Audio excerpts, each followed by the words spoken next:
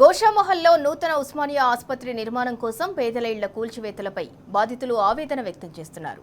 ప్రభుత్వ స్థలాలు ఉన్నా పేదల ఇళ్లు గుంజుకోవటం ఏంటని ప్రశ్నిస్తున్నారు స్థానికులు. అధికారులను కలిసినా ఎటువంటి ప్రయోజనం లేదని బాధితులు వాపోతున్నారు. రేవంత్ రెడ్డి నిరంకుశంగా ప్రవర్తిస్తూ ఇష్టారాజ్యంగా వ్యవహరిస్తున్నాడని మండిపడుతున్నారు. ఒక సీఎం స్థాయి వ్యక్తిలా కాకుండా చిల్లరగా మాట్లాడుతున్నాడని ఫైర్ అవుతున్నారు బాధితులు. ప్రభుత్వం అంటే ప్రజలకు సాయం చేయాలి, కానీ ఇలా ఇబ్బంది పెట్టడం ఏంటని ప్రశ్నిస్తున్నారు. ఓటేసి గెలిపించినందుకు తమను ఏడిపిస్తున్నారని మండిపడుతున్నారు. ఇక ఇదే అంశంపై మరింత సమాచారం మా ప్రతినిధి అరవింద్ గోషామహల్ నుంచి అందిస్తారు.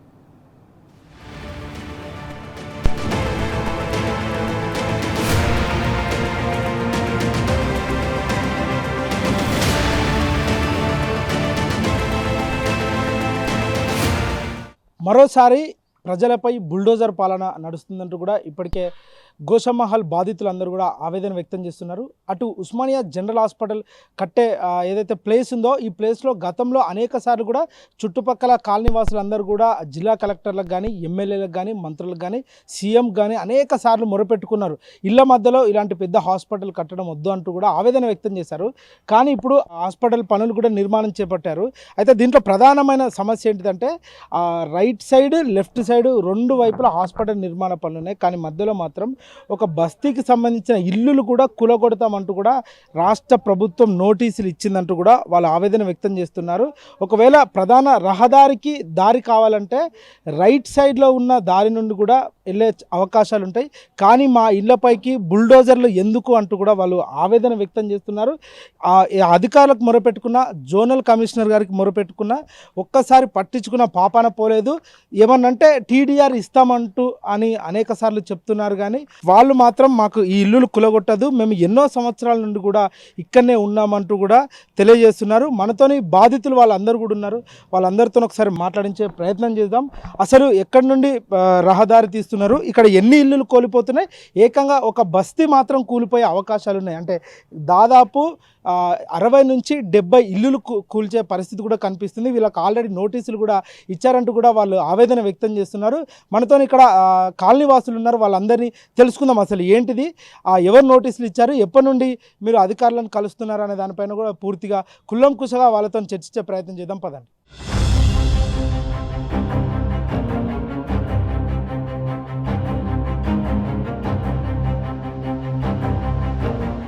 ఏదైతే చూసుకుంటే ఇదే బస్తీ ఉస్మానియా జనరల్ హాస్పిటల్ నిర్మిస్తున్నారు కదా, ఏదైతే బస్తీ ఉందో ఈ బస్తీనే ప్రభుత్వం టార్గెట్ చేసి వీళ్ళని ఇక్కడ నుండి ఖాళీ చేపియాలనే కుట్రతోనే రాష్ట్ర ప్రభుత్వం చేసింది. ఇక్కడ నుండి మొదలు పెట్టుకుంటే అక్కడ చివరి వరకు కూడా ఇదంతా కులగొట్టే ప్రయత్నాలు కూడా రాష్ట్ర ప్రభుత్వం చేస్తుందంటూ కూడా వీళ్ళు ప్రధానంగా ఆరోపిస్తున్నారు. ఇప్పటికే పలుమార్లు కూడా వీళ్ళకు నోటీసులు ఇచ్చారు. ప్రతి ఒక్క అధికారులు కూడా ఇక్కడికి వచ్చారు. వీళ్ళకి ఎంత చెప్పినా కూడా ఇక్కడ నుండి వెంటనే ఖాళీ చేయాలంటూ కూడా భయభ్రాంతులకు గురి చేస్తున్నారంటూ కూడా ఆవేదన వ్యక్తం చేస్తున్నారు. అటు జోనల్ కమిషనర్ కలిసినా, ఎమ్మెల్యేని కలిసినా కూడా ఒక్కరు కూడా కనీసం ఈ బస్తీ వైపు కన్నెత్తి చూడని పరిస్థితి కనిపిస్తుంది. ఎన్నికలప్పుడే మాత్రం బస్తీలు గుర్తుకొస్తాయి, ఎన్నికలప్పుడు మాత్రమే ఓట్లు గుర్తుకొస్తారు. కానీ మాకు ఈ ఆపద వచ్చినప్పుడు ఎమ్మెల్యేలు, మంత్రులు ఎందుకు రారు అంటూ కూడా వాళ్ళు ఆవేదన వ్యక్తం చేస్తున్నారు. ఎన్నో సంవత్సరాల నుండి ఇక్కడ పని చేసుకుంటున్న నివాసితులు కూడా అందరూ, యాజమాన్యాలు కానీ ఏదైతే చిన్న చిన్న షాపులు ఉన్నాయో వాళ్ళందరూ కూడా తీవ్రంగా ఆందోళన వ్యక్తం చేస్తున్నారు. మనతోని ఎన్నో సంవత్సరాల నుండి ఉన్న షాప్ అతను అడిగి తెలుసు అన్న, ఇక్కడ ఎన్ని సంవత్సరాల నుండి ఉన్నారు? 25 సంవత్సరాలు. 25 సంవత్సరాలు ఏం చేస్తారన్న? ఏ వర్క్షాప్ చిన్న చిన్న చేస్తున్నాము. మేము అనుకున్నాము ఉంటుంది అనుకున్నాము, ఇది పోతున్నది. ఇక మొత్తం అంతా గోషామహల్ స్టేడియం ఉంది కదా, అక్కడ మొత్తం అంతా ఇరగొట్టేసిరంతా. ఇక్కడ కేసు నడుస్తున్నది. ఏం చేయాలి ఇక? ఇప్పుడు తీసేస్తే మీకు ఇబ్బంది కదా? ఇబ్బంది ఎక్కడ పోవాలి ఇప్పుడు? ఇప్పుడు మేము బయట తీసుకోవాలంటే మాకు కాదు, ఇక్కడ ఉన్నాము, 20 సంవత్సరాల సంది ఉన్నాము, ఇప్పటిదాకా చేసుకుంటూ పోతున్నాము. మీకు వేరే కార్డు ఇస్తారన్నారు అడుగా ప్రభుత్వం అంటుంది. మాకు ఇయ్యారు, అది ఓనర్కి ఇస్తారు. అది మేము కిరాయికి ఉన్నాం. మేము 20 సంవత్సరాల సంది ఉన్నాం ఇక్కడ. ఏం చేస్తారన్న? అన్ని మొత్తం రాడ్లు అవన్నీ ఉన్నాయి, అన్ని ఫర్నిచర్ బెండింగ్ చేస్తాం మేము. మా దగ్గర వచ్చి బెండ్ చేయించుకొని తీసుకుపోయి వాళ్ళు కంప్లీట్ చేసి అమ్ముకుంటారు. మేము అవి ఏమో చూడడం చాలా మేము కమాయించుకుంటాం. అందులో ఇప్పుడు ఇవన్నీ తీసేస్తే, ఈ బస్తీ మొత్తం తీసేస్తే మీకు ఇబ్బంది కదా? ఇబ్బంది, చాలా ఇబ్బంది. ఇప్పుడు మాకు జాగా దొరకది, మేము పెట్టలేము. అంతే ఇక మా సంగతులు. ఏం చేయాలి? ఎట్లున్నాయి ముఖ్యమంత్రి ఎట్లున్నాయి ఈ విధంగా వివరిస్తుంటే మీ అందరిపైన? ఏం ఇక మాకైతే కోపం వస్తుంది సార్. ఇక్కడ జాగా తీసేసి అది చేయాలి ఇది చేయాలి మొత్తం అంతా కొట్టేసి దీనివల్ల అందరికి బీపీ షుగర్ అంతా టెన్షన్ అవుతుంది సార్. ఏం చేయాలి? రోజు రోజు వస్తున్నాము చూస్తున్నాము అంతా వచ్చి చేసి ఏం చేయాలి? ఇక అదే చెప్తారా మళ్ళా ప్రభుత్వానికి? ఇది దయచేసి ఇక్కడ రాకుండ్రి, మేము ఉన్నంతసేపు ఉంటాము, ఇది ఇలా ఉండాలి అంతే. అన్న చెప్పండి అన్న, ఎన్ని సంవత్సరాల నుండి ఇక్కడ ఉంటున్నారు? మేము 100 సంవత్సరాలు మా తాత ముత్తాతల జమాన్ నుంచి, మా నాయన జమాన్ నుంచి, తాతల కాలం నుండి? మా అన్న కాలం, మా కాలం నుంచి, మా పిల్లలు కూడా 100 ఏళ్ళ నుంచి ఉన్నాము ఇక్కడ. ఉస్మానియా అనే ప్రాజెక్ట్ జో పెట్టిరు, ఏమాత్రం జాగా సరిపోదు. ఇది కిరాణా మార్కెటు, బర్తన్ మార్కెటు, ఇక్కడ మాలకుంట, ఇక్కడ మొత్తం ప్లైవుడ్ మార్కెటు, ఇక్కడ ఏమాత్రం సరిపోదు అస్సలు. సరిపోక శుంఠి కూడా అది ఇక్కడ దాని గురించి తెలియక గోషామహల్ ఉస్మానియా హాస్పిటల్ అని చెప్పేసి పెట్టిరు.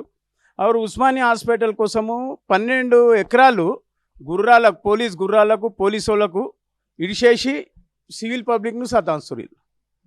అదే 12 ఎకరాలలో మీరు మీ గుర్రాలను, పోలీసు వాళ్ళని వేరే సైడ్ పంపిరు. మీ డిపార్ట్మెంటే కదా, గవర్నమెంటే కదా, వేరే సైడ్ పంపిరు. ఆ 12 ఎకరాలు ఆ పోలీసు వాళ్ళ గుర్రాలకు ఇచ్చి మొత్తం పబ్లిక్ని సతాంస్తురు. చాలా అంటే చాలా ఘోరము. ఇమ్మీడియట్లీ ఇబ్బందా చాలా. ఇది కావాలంటే మొత్తం మా ల్యాండ్ అంతా కావాలని చెప్తారు. మున్సిపల్ గోల్కొండ జూన్ ఇన్ఛార్జ్ అంట ఆయన ముకుంద్ రెడ్డి, ఆయన ఇది ఇలా కావాలి, మీ ల్యాండ్ కావాలి, వచ్చి మాట్లాడుర్రి, మీరు మాట్లాడకపోతే మేము కోర్టులో వేసేస్తాం, మేము ఫోర్స్ని పెట్టి గులగొట్టేస్తామని చెప్పి చెప్తారు. మళ్ళీ బుల్డోజర్ పాలన వస్తుంది. బుల్డోజర్ పాలన వస్తుంది, మొత్తం దౌర్జన్యం చేస్తున్నారు. ఏ మాత్రం అర్థం చేసుకుంటారు. అది అయిపోయింది, హాస్పిటల్ అయిపోయింది, డిసైడ్ అయిపోయింది, ఇక మీరు పోవడే ఖాళీ, వేరేది ఏం మాట లేదు, ముచ్చట లేదు అని చెప్పేసి అంటుడు. కేవలం ఇక్కడ చుట్టుపక్కల ఇళ్లలో మాత్రమే కాన్సన్ట్రేషన్ పెట్టి మళ్ళీ బుల్డోజర్తో చెప్పి అన్ని కులగొచ్చే ప్రయత్నాలు చేస్తున్నారట, దానికి ఏమంటారు? మొత్తం గులగొట్టే ప్రయత్నం చేస్తున్నారు. బుల్డోజర్ ఏ మనిషి వాల్యూ లేదు, మంచి మాట అర్థం చేసుకుంటలేరు. ಅವರು ఇంకా పైసలు కూడా ఇయ్యరంట. టీటీఆర్ అంటే ఏదో టీడీఆర్ అంట. వాళ్ళు సొంతంగా ఇండ్లే ఇయ్యదలుచుకోలే, ಅವರು ఇంకా పైసలు కూడా ఇయ్యరంట. అది బిల్డర్లకు మీరు అమ్ముకోవాలి, ఆ బిల్డర్ అని తెచ్చి మేము చెప్తాము, మీకు టీటీఆర్ ఇస్తాము, పైసలు అయితే లేవు గవర్నమెంట్ తానా. ఎందుకు చేయాలి మరి గవర్నమెంట్ తానా పైసలు ఏంటి? ఎమ్మెల్యే రాలేడు ఒక్కసారి, ఎప్పుడో అసెంబ్లీలో మాట్లాడిండి. అయితే మళ్ళీ ఎమ్మెల్యే ఈ గోషామహల్లో ఉస్మానియా హాస్పిటల్ ఇంత పబ్లిక్ అన్యాయం అవుతుందని చెప్పేసి ఎమ్మెల్యే ఇప్పటిదాకా కూడా ఏ పబ్లిక్ని వచ్చి అరుచుకునేది లేదు. రేవంత్ రెడ్డి పాలన మొత్తం నాశనం చేసేసిండు. ఏమాత్రం కూడా అది ఏమో ఆయన మన్మానే మాటలు, ఆ మర్యాద లేదు. సీఎం మాట్లాడే మాటలే కావాలి, మామూలు ఒక కౌన్సిలర్ కూడా మాట్లాడారు అట్లా. మొత్తం రాష్ట్రమే అల్లకల్లోలం చేసినాడు, మొత్తం అల్లకల్లోలం చేస్తుండు, ఇష్టం ఉన్నట్టు మాట్లాడుతుండే. ఇక ఆయన గురించి చెప్పాలంటే ప్రజలకు అందరికీ ఎరక. విన్నారా?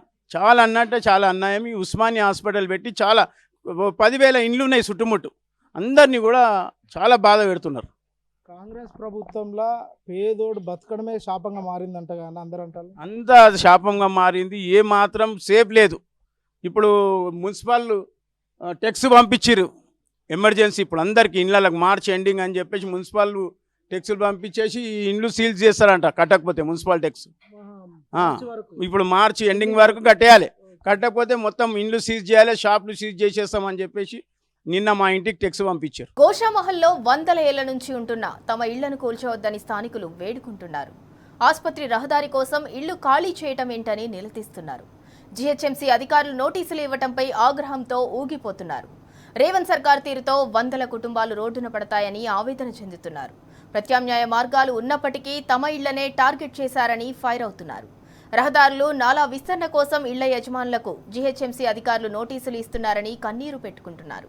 ఉస్మానియా దవాఖానా నూతన భవన నిర్మాణానికి ప్రత్యామ్నాయ మార్గాలున్నప్పటికీ ప్రభుత్వం తమ ప్రాంతంలోనే నిర్మించేందుకు చర్యలు చేపట్టడం అన్యాయమని గగ్గోలు పెడుతున్నారు.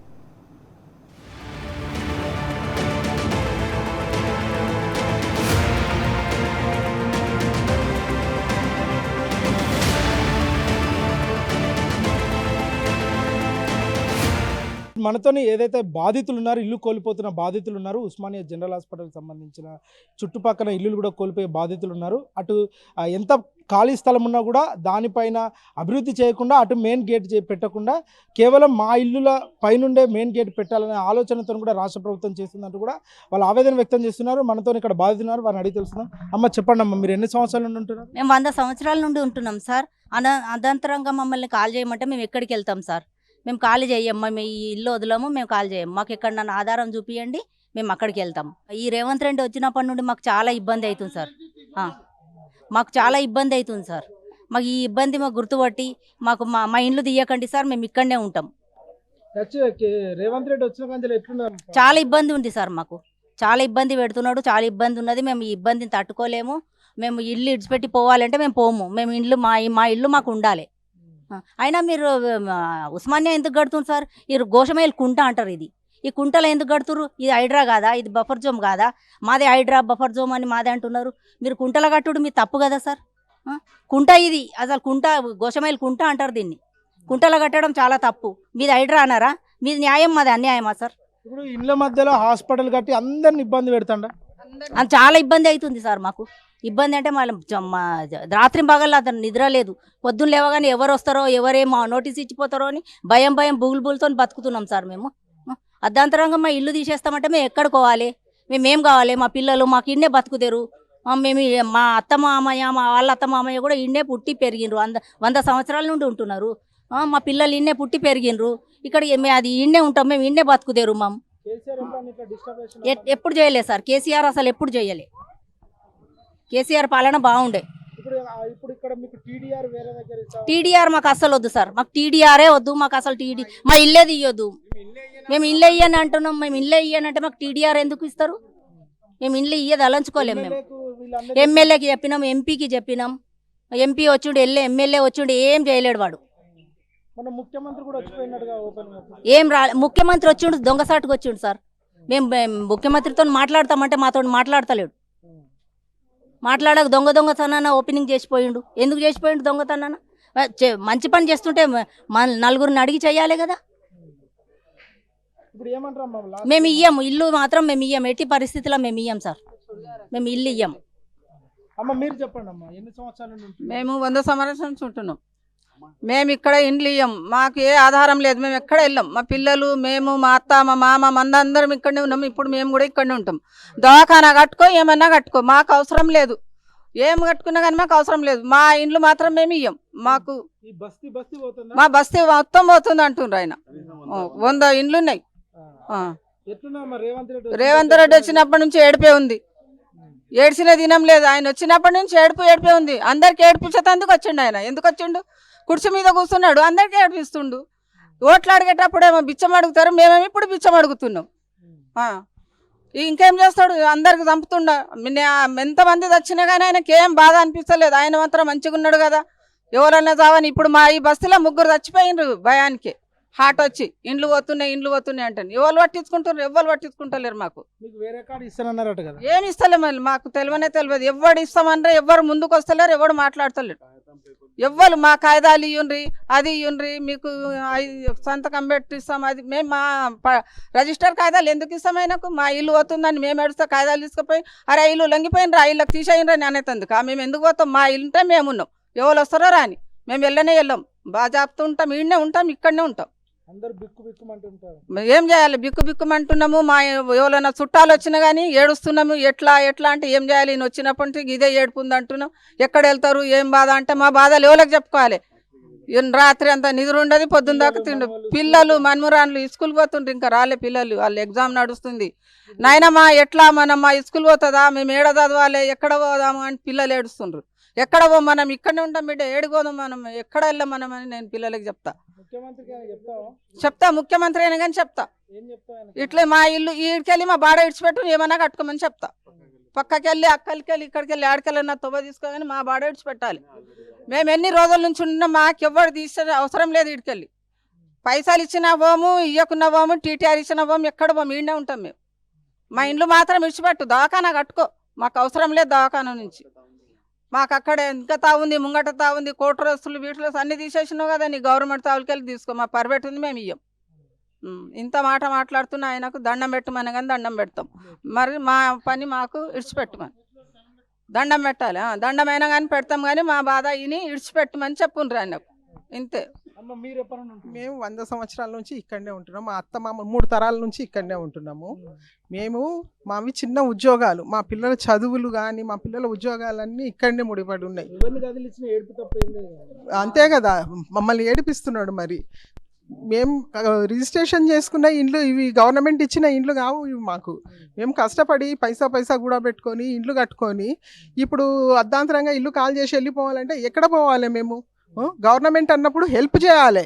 ఇప్పుడు గవర్నమెంటే మాకు అన్యాయంగా ఇండ్లు గులగొడతా వెళ్ళిపోండి అంటే మేము ఎవరికి చెప్పుకోవాలి? జోనల్ కమిషనర్ కలిసినా కూడా ఎట్లాంటి ఉపయోగం లేదు. ఏం ఉపయోగం లేదు. మీ డాక్యుమెంట్స్ తీసుకొచ్చి ఇవ్వండి, టీడీఆర్ ఇస్తాము, వెళ్ళిపోండి, అదొక మాట మాట్లాడుతున్నారు. ఇప్పుడు ఏమన్నా రేవంత్ రెడ్డి ఎట్లున్నదమ్మా పాలన? ఎట్లుంది? ఏడ్చినట్టుంది వాని పాలన. ముఖ్యమంత్రి కదా. అయితే ఎవరికి ముఖ్యమంత్రి? మేము ఓటేసి గెలిపిస్తే ముఖ్యమంత్రి అయ్యిండు. ఊరికి అదే కదా, మేము ఓటేసి గెలిపించినందుకు మా ఇండ్లు గులగొడుతున్నాడు. ఇక్కడ మూసి ఉన్నదా, మీకే ఇబ్బంది? మాది మూసి అని ఎవరన్నారు? మూసి అన్నప్పుడు మాకు ఎట్లా పర్మిషన్స్ ఇచ్చిండ్రు చెప్పు?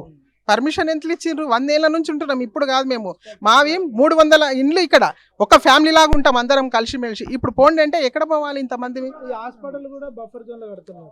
హాస్పిటల్ కూడా బఫర్ జోనే. ఒకప్పుడు చెరువు, అది చెరువు, తర్వాత అది స్టేడియం చేసి ఇప్పుడు ఉస్మానియా హాస్పిటల్ కడుతున్నాడు. అది బఫర్ జోన్ కిందకి వస్తుంది. ఆయనకొక న్యాయం, మాకొక న్యాయమా? ఇప్పుడు వాళ్ళకొక న్యాయం, సీఎంకి ఒక న్యాయం, ప్రజలకు ఒక న్యాయమా? చివరిగా రాష్ట్ర ముఖ్యమంత్రి ఏం చెప్తున్నాం? దయచేసి మా ఇండ్లు మాత్రం వదిలేసేసేయమని చెప్తున్నాం. ఇది ఒక చిన్న గల్లీ, ఇటు నుంచి రోడ్ అవసరమే లేదు. ఆప్షన్ ఉంది, వెనక సైడ్ కూడా ఉంది, అక్కడ ఆయన స్థలంలో వేసుకోమను. మాకు జీవనాధారం రోడ్డు మీదకి రావాలి తప్ప ఇంకా ఏమీ లేదు మాకు. మేము పైసా కూడా పెట్టుకొని కష్టపడి కట్టుకున్న ఇండ్లు ఇవి, ఆయన ఇచ్చిన ఇండ్లు కావు ఇవి. చెప్పండి. मेरा नाम मंजू बंसल है। चाहे कुछ भी हो जाए, हम हमारा घर नहीं देंगे। कभी कोई ऑफिसर आके हमारे से कोई बात करे, हम हाथ जोड़ के हमारे घर की हम भी भीख मांग रहे हैं, उल्टा वो आके हमारे को हाथ जोड़ के बोलना कि भी तुम तुम्हारा घर दो, वो तो बात कहीं का है। हम हमारे घर के लिए उसको हाथ जोड़ रहे हैं। हैदराबाद का आज डेवलपमेंट नहीं है, पहले भी डेवलपमेंट है। इससे अच्छा तो चंद्रशेखर वो भी था कि कभी किसी को बेघर तो नहीं किया। इतना अच्छा माधोपुर सिटी बचाया, गच्चीबावली इतना करा, तो इसको डेवलप करना दूसरी जगह कर। यहाँ आके सबको बेघर करके डेवलप करने में कौन सी बात है? और इधर रोड ही बना रहा ना, कोई जरूरी है इधर रोड बनाना? दूसरी जगह और भी है, और भी कहीं रोड बना ले, जरूरी है इतना रास्ता निकालना? 2 रास्ते में भी काम हो सकता है। किसी को बेघर करने से क्या फ़ायदा? और धर्म की बात बोले तो उन्होंने एक कर रहा है, सबके बतुआ खा रहा है। सबके बतुआ वो खाएगा, वो भी ऊपर भगवान के पास में जाएगा, कोई भी उसका साथ नहीं देगा। वहाँ पे उसी को अपना कर, सबका बदुआ उसी को लगेगी और किसको भी नहीं लगती। कहीं को कर रहा, आके हमारे से बात करे, और कुछ भी हो जाए, चाहे हम मर जाए, खप जाए, कुछ भी हो जाए, हम हमारा घर उसको नहीं देंगे। चाहे कुछ भी हो जाए, हम हमारा घर नहीं देंगे। మేము లైట్ బిల్లు, నల్ల బిల్లు, ఇంటి ట్యాక్సులు, మాది రిజిస్ట్రేషన్ ఉంది సార్, అన్ని కడుతున్నాం. కట్టినాక కూడా మాది ఎందుకు తీసుకుంటారు సార్? మాది గవర్నమెంట్ ఇచ్చిన ఇల్లు, మాదేమన్నా కాదు కదా. మేము అన్ని కట్టుకొని ఉంటున్నాం, మేము మా ఇల్లు మాత్రం ఇయ్యం. అన్న మీరు చెప్పండి అన్న, ఎన్ని సంవత్సరాలు ఉంటున్నారు? చెప్పండి, మీరు చెప్పండి. మేము 100 సంవత్సరం నుంచి ఉంటున్నాం సార్. మా తాత ముత్తాత నుంచి ఇక్కడనే ఉంటున్నాం. మేము ఇప్పుడు వచ్చి మాకి పోమంటే మేము ఎక్కడికి పోవాలి? మాది రిజిస్ట్రేషన్ ఇల్లు ఉంది, అట్లా ఏం లేదు. ట్యాక్స్ కడుతూ అన్ని కడుతున్నాం. అన్ని ఈ బస్తీ ఒక బస్తీ ఉంది మొత్తం, ఇది గల్లీ ఉంది, ఇది గల్లీకి రోడ్ చేస్తా అంటుండు. అది అవసరం లేదా దానికి? యూతలు ఉంది రోడ్డు, యూతలు వెనక ఉంది, మున్గోడు ఉంది, అక్కడికి వెళ్ళి తీసుకోవచ్చు.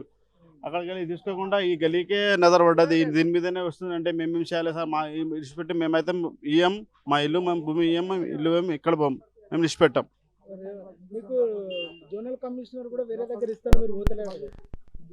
ఆయన జోనల్ కమిషన్ వచ్చి ఏం చెప్పిండు అంటే, వస్తే ఏమన్నాడు, టీడీఆర్ ఇస్తాం మీకు వెళ్ళిపోండి అండి. టీడీఆర్ అంటే అసలు మాకు ఏం తెలియదు అసలు.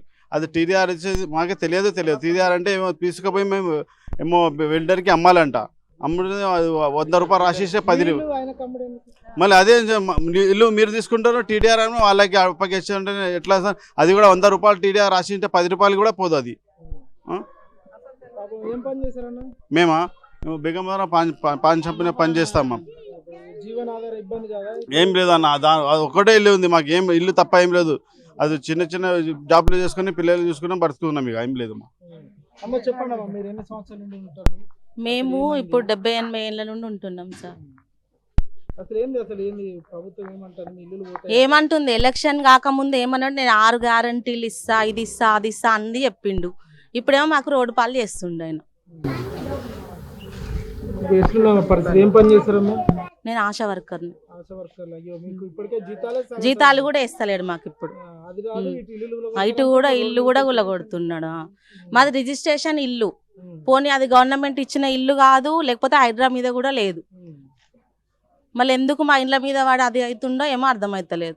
ఈ గల్లీని వదిలేసి పక్కకు రోడ్ చేసుకొని పోవచ్చు కదా, ఆప్షన్ ఉంది కదా. అసలు మేము ఎన్ని సంవత్సరంన్నర నుండి కొట్లాడుతున్నా కూడా ఏం రెస్పాన్సే ఇస్తలేరు. జిహెచ్ఎంసీ వాళ్ళు ఏం రెస్పాన్స్ ఇస్తలేరు, ఎవరు కూడా ఏం రెస్పాన్స్ ఇస్తలేరు. అమ్మ చెప్పమ్మా, ఎన్ని సంవత్సరాలు ఉంటున్నారు? మేము రేవంత్ రెడ్డి మొత్తం మీ ఇల్లు అంతా కూలగొడతారు కదా? కూలగొడతాను అంటాను సార్. ఎక్కడ ఉంటాము? రోడ్డు మీద వండుకొని తింటామా? పిల్లలు ఉన్నారు కదా, వాళ్ళు వండుకుంటారు. ఈ దోమల్ల ఎన్ని రోజులు ఉంటాం? వానకాలం ఎండాకాలం రోడ్డు మీదనే ఉంచుతాడా? ఆ ఇల్లు కూలగొట్టి మళ్ళీ కట్టితే ఒక రూమ్ రాదు మాకు. పైసలు ఇస్తే ఎందుకు మాకు? మా ఇండ్లు మాకు కావాలి సారు. చాలా పెద్ద ఆవిడ ఉన్నాగా, ఈ వయసులో కూడా ఇబ్బంది పెడతారు. ఈ వయసులో ఇబ్బంది కాదు, నా అల్లుడు లేడు, నా బిడ్డ ఈమె. నా అల్లుడు లేడు, పిల్లలు చిన్నోళ్ళే. మేము ఏడపోయి కట్టుకుంటాం సారు? ఏడలేదు. మా ఇల్లు మాకు కావాలి. ఎన్ని పైసలు ఇచ్చినా మాకు పైసలు వద్దు, డబల్ పైసలు ఇచ్చినా వద్దు. ఇప్పుడు అన్ని మంచి ఇల్లు వద్దు మాకు, చెడ్డ ఇల్లు వద్దు. ఈ కుటుంబంలోకి వెళ్ళి ఇల్లు శ్రీరజిత్రా ఎక్కడ పోతారో ఎక్కడ ఉంటారో, మళ్ళీ ఎక్కడన్నా పోతే కొత్త వాళ్ళు. కొత్త వాళ్ళు వీళ్ళు కొత్త వాళ్ళు అంటారు ఎక్కడ పోయినా. అనలేదు, ఏమంటలేడు. టీడీఆర్ ఇస్తా అంటే టీడీఆర్ గురించే మాకు తెలియదు. టీడీఆర్ అంటే ఏం తెలియదు అసలు. ఇన్ని రోజులు ఇన్నేళ్ళు ఈడ ఏం భయం లేకుండా ఉన్నాము. వేరే దగ్గర పోయి ఉండమంటే ఎట్లుంటాం సార్ చెప్పండి? ఏం డిస్టర్బ్ చేయలేదు, ఏం డిస్టర్బ్ చేయలేదు. ఇప్పుడు ఈయన వచ్చినప్పటి నుండే చాలా అది చేస్తుండు. ఈయన ఎలక్షన్ లో ఏం గెలిచిండో అప్పటి నుండి నెక్స్ట్ డే నుండే ఇండ్లు కూల్చుతుండు. हमारे जो हमारे चीफ मिनिस्टर आपसे हम ये गुजारिश करते हैं कि आप जो हुकूमत चला रहे हैं तो आप पब्लिक की भी सेफ्टी देखिए। आप पब्लिक को क्यों परेशान कर रहे थे? अब 13-14 महीने से हमको परेशान करके रख दिया आप बेहतर ये है कि दूसरा रास्ता निकाल लीजिए, हमको ये जगह छोड़ दीजिए। आप क्यों आप ये हमारे घराने लेके हमको परेशान कर रहे हैं? अब जो कीमत लगा के देने के तैयार है, हमको एक झोपड़ी भी नहीं मिलती हमारे को। हमको जो है पीसों का यहाँ का 3 लाख का रेट है, हमको 3 लाख रुपए का रेट दिए तो कहीं तो भी ला सकती है। तो फिर अब जो उस्मानिया जो पुराना पड़ा हुआ है वहाँ जगह पड़ी हुई है, वो जगह हमको अलाट करके जो है हमको यहाँ पर जो जगह हमारी जितनी जगह है जो हमारा तामीर है वो तामीर हमको दिया तो कम से कम वहाँ तो रह सकते हम। ये हमारे जो हमको 13-14 महीने से हम परेशान है, कुछ काम ही नहीं कर सक रहे हैं। आप जो है बेहतर ये है कि जो इसका इधर का रास्ता ही बंद करें, दूसरा रास्ता निकाल लिए तो बेहतर है। आपको पब्लिक को क्यों परेशान करके रखे आप आइंदा जो है आप करें तो कोई जो आप रहते या नहीं रहते चीफ मिनिस्टर, आइंदा जो चीफ मिनिस्टर जो है आपको जो है कोई लोग याद करना, आपको अच्छे काम करे तो ये बुरे काम से कौन याद करेंगे आपको? రైట్. ఏదైతే చూసుకుంటే ప్రతి ఒక్కరి ఆవేదనతో కూడా ఇక్కడ ఉన్నారు. అందరూ కూడా వాళ్ళ ఇల్లులు కోల్పోతున్న బాధ తప్ప ఏం లేదు. ఎవరిని కదిలించినా ఏడుపు తప్ప ఏం రావట్లేదు. 100 సంవత్సరాల పైబడి మేము ఉన్నాం. మా తాతల కాలం నుండి ఉన్నాం. అందరం చిన్న వ్యాపారులమే. కానీ రాష్ట్ర ప్రభుత్వం వచ్చినప్పటి నుండి మా ఇల్లుల పైన నజరు పెట్టింది. ఇక్కడ ఉస్మానియా జనరల్ హాస్పిటల్ కట్టేటప్పుడు కూడా ప్రతి ఒక్కరం కూడా ఇండ్ల మధ్యలో హాస్పిటల్ వద్దన్నాం, అయినా కూడా కడుతున్నారు. దాని తర్వాత చుట్టూ ఇండ్ల పైన కూడా అందరికీ నోటీసులు ఇవ్వడం, అందరినీ భయభ్రాంతులకు గురి చేయడం కూడా చాలా తీవ్రమైన పరిస్థితి అంటూ కూడా ఆవేదన వ్యక్తం చేస్తున్నారు. చిన్నపిల్లలు ఉన్నారు, వృద్ధులు ఉన్నారు, స్కూల్కి వెళ్ళాలి, ఎగ్జామ్స్ ఉన్నాయి. ఎప్పుడు ఉదయం సమయంలో ఎవరు వస్తారో, రాత్రి ఏ బుల్డోజర్ వస్తారో భయాందోళన కూడా ఈ బస్తీ వాసులందరూ కూడా ఇప్పటికే తీవ్రంగా ఆందోళన వ్యక్తం చేస్తున్నారు. అటు ముఖ్యమంత్రికి ఓటేసినందుకు మాకు ఈ శాపం అన్నట్టు విధంగా కూడా చూస్తున్నారు. ఎమ్మెల్యేకి కానీ, మినిస్టర్ కానీ, జోనల్ కమిషనర్ కానీ ప్రతి ఒక్కరికి కూడా మేము అనేక సార్లు కూడా రిప్రజెంటేషన్ ఇస్తాం. ప్రతి ఒక్కరు కూడా చెప్పాం, ఒక్కరు కూడా పట్టించుకున్న పాపన పోలేదు. ఇంకా పైగా ఇల్లుకు సంబంధించిన రిజిస్ట్రేషన్ పేపర్ కూడా అడుగుతున్నారు. గత బీఆర్ఎస్ ప్రభుత్వంలో మమ్మల్ని ఏ ఒక్క కమిషనర్ కానీ, ఏ ఒక్క అధికారి కానీ మమ్మల్ని డిస్టర్బ్ చేయలేదు. కేవలం రేవంత్ రెడ్డి వచ్చిన మొదటి సంవత్సరం నుండి కూడా మా ఇళ్ల పైన డిస్టర్బ్ చేస్తున్నారు, మాకు నోటీసులు ఇస్తున్నారు, బుల్డోజర్ పాలన జరుగుతుందంటూ కూడా ఆవేదన వ్యక్తం చేస్తున్నారు. ఏదేమైనప్పుడు కూడా రాష్ట్ర ప్రభుత్వము మీకు కావాలనుకుంటే ఉస్మానియా జనరల్ హాస్పిటల్ అభివృద్ధికి మేము విరుద్ధం కాదు, కానీ మా ఇల్లు కూలగొట్టి ఇటు దారి చేస్తామంటే కూడా తప్ప తప్పకుండా మేము మా ప్రాణ త్యాగానికైనా కూడా మేము వెనుకాడమంటూ కూడా వాళ్ళు ఇప్పటికే తెలియజేస్తున్నారు. దీనికి మెయిన్ గేట్ కావాలనుకుంటే చుట్టూ కూడా ప్రభుత్వానికి సంబంధించిన స్థలాలు ఉన్నాయి, అక్కడ నుండి కూడా మెయిన్ గేట్ పెట్టుకోవచ్చు. కానీ మా ఇల్లు కూలగొట్టి మా జీవితాలు నడి రోడ్డున పడేసి ఇళ్ళకెళ్ళి గేట్ పెట్టొద్దంటూ కూడా వాళ్ళు ఆవేదన వ్యక్తం చేస్తున్నారు. వీడియో జర్నలిస్ట్ లక్ష్మణ్తో అరవింద్, టీ న్యూస్, హైదరాబాద్.